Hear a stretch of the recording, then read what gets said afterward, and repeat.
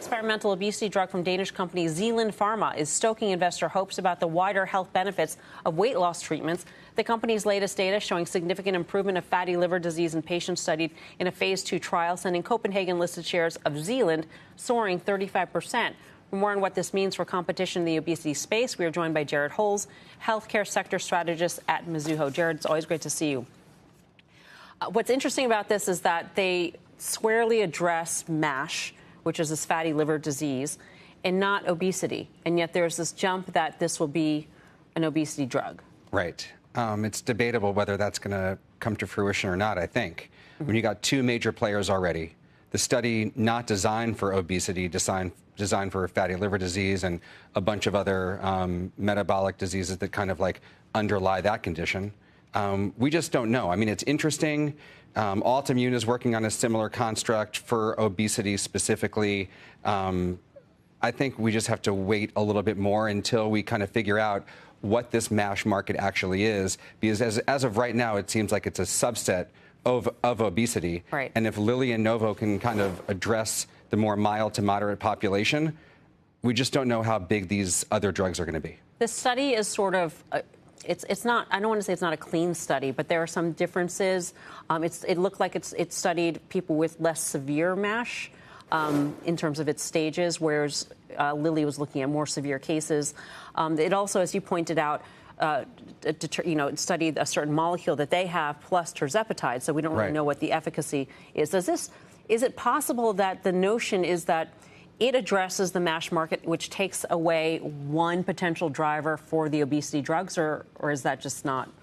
Yeah, I mean, I think that's how a lot of the street is looking at it. There are different pockets within this MASH market. I mean, there are complexities to it we don't have to get into now, but there's mild to moderate, there's severe. It seems like Zealand and other competitors that are going after this specific indication are kind of looking at the more severe patient populations, because I think Lilly and Novo would probably tell you the same thing. They think that the GLPs are going to work for the mild to moderate, the F1 and F2 patients in this particular category.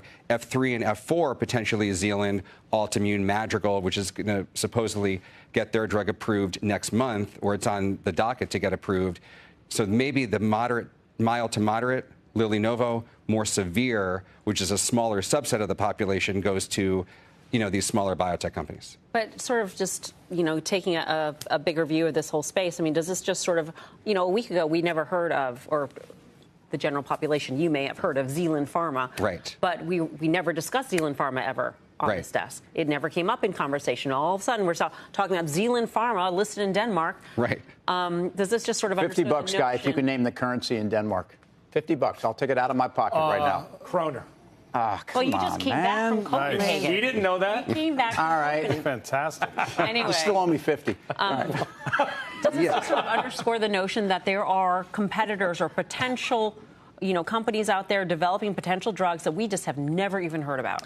Yeah, for sure. For the, institutional investor that is not just trading healthcare stocks or just biotech stocks, there are so many of these. I mean, we've discussed Structure on here before, Altimmune, Viking, the list goes on, Corbis, Terns. There are many of these small players that are all kind of angling either towards obesity, towards a pocket of this market like fatty liver disease. So we're going to keep on hearing about it. And it's so obvious that there are more of these players. Roche did a multi-billion-dollar deal buying a private company late last year. There are going to be more of these that and I'm sure, I'm missing a lot of them. But doesn't this tell me then I should be selling Lilly here? I mean, if you're telling me there's a competitive landscape where everybody is catching up and we're paying, look, an extraordinary tech-like multiple for Lilly.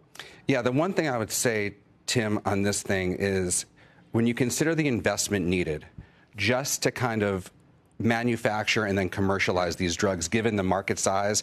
We saw what Novo Nordisk did a couple of weeks ago with $11 billion purchase of just 3 manufacturing facilities. And Lilly is kind of earmarked, I think, at least $3 to $4 billion this calendar year for that. I just don't know how biotech companies in this construct of the market that we're talking about can afford to do that level of investing. So I think for the time being, Lilly and Novo, but what happens way when, ahead. say, Merck buys them? And then, I mean, big cap pharma. And then suddenly that big cap pharma is in a great position to throw all the bankroll they need at it. I think that's the trade. Right. That if you think that there's going to be a consolidation wave here, Merck is going to get into this market. AbbVie, we've already seen AstraZeneca do a deal. We saw Roche do a deal. There are going to be more competitors here. I just think Lilly and Novo still, at this stage of the game, a lot of these data sets that we're talking about here with small cap biotech are very early. I just think there's time.